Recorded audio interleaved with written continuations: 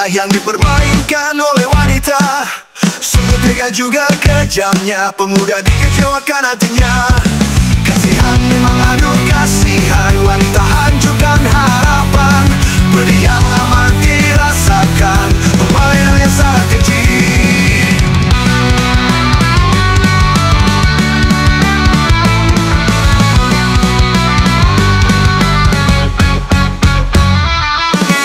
Selalu dipuja, namun wanita tega menghancurkan ragam di jiwa. Pemuda pun menjadi gila.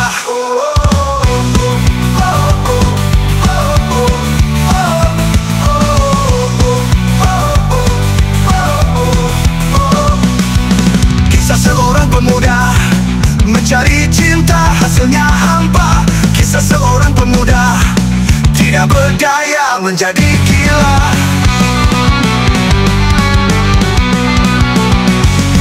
Sudah jangan diharapkan cinta kasih sayang dari dirinya.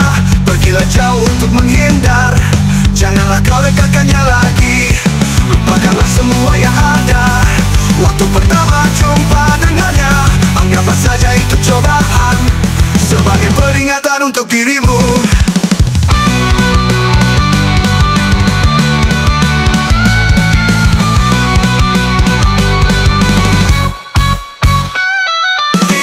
Selalu dipuja, namun wanita tega menghancurkan ragam di jiwa.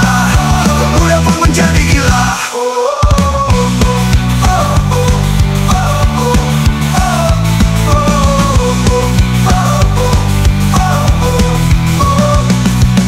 Kisah seorang pemuda mencari cinta, hasilnya hampa.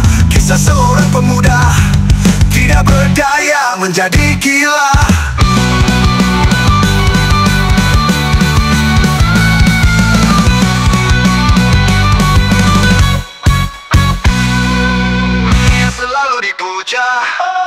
Namun wanita tega menghancurkan ragam di jiwa. Pemuda pun menjadi gila.